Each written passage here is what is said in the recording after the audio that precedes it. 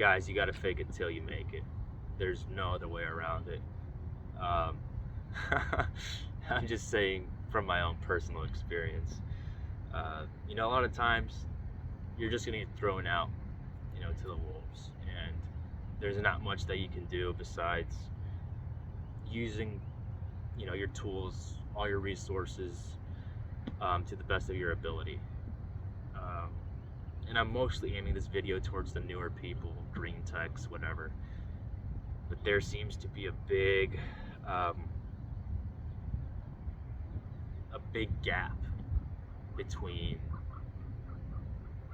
experienced technicians, knowledgeable technicians versus, newer people to the trade, less experienced technicians. And one of the things you see is how different technicians go about solving problems, right? I've noticed that a lot of techs will just gloss over things. They'll see a unit as an alarm, or they'll just look at a unit on a PM and not really give it the time and attention that it deserves.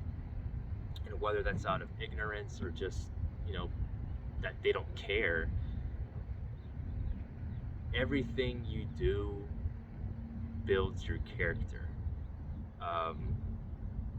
One example that always comes to mind is when I was boxing, my coach, any kind of sloppy form that I had, any bad habits that I would have in training, he would call it out immediately and tell me, what you do in practice is gonna come out in the ring.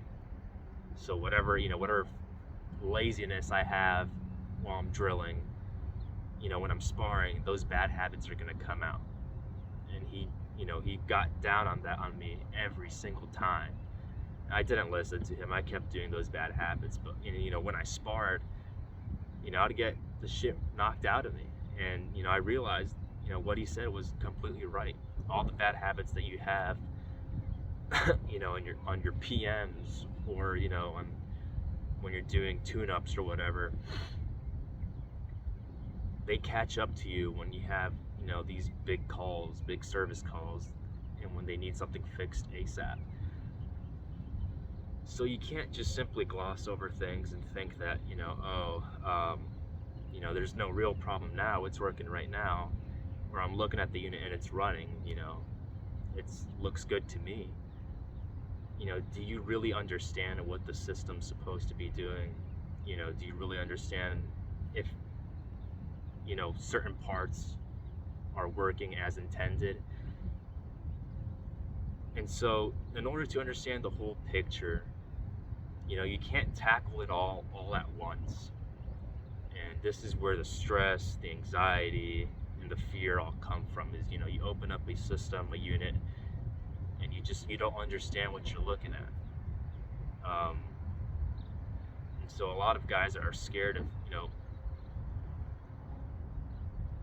breaching new, I don't know how to say it, but they don't know how to go past a certain point. They find themselves limited under a certain threshold, and they're scared to keep going on.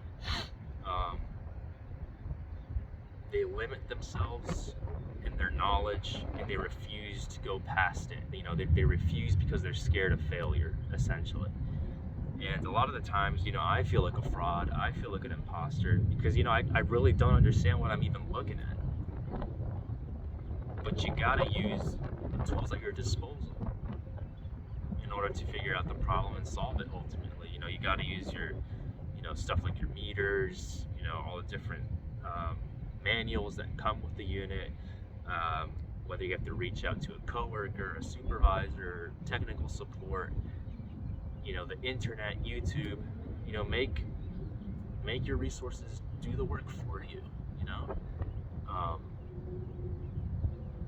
and at the end of the day, it's profitability for your employer. If you can find things, if you can write up quotes, that people are just looking over, just don't pay the time and attention to, it'll look great for you. A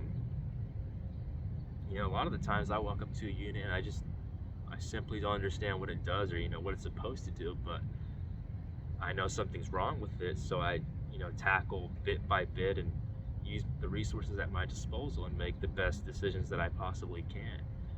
And then I explain to the customer what's wrong and what needs to be done, and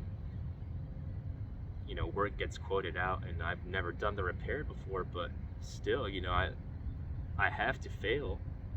You know, there's no other way around it. It's what makes experienced, knowledgeable techs that much more on a different level, is they're willing, to go up to a unit and make mistakes and have the same enthusiasm as when they started, despite not knowing, despite failing, despite screwing something up.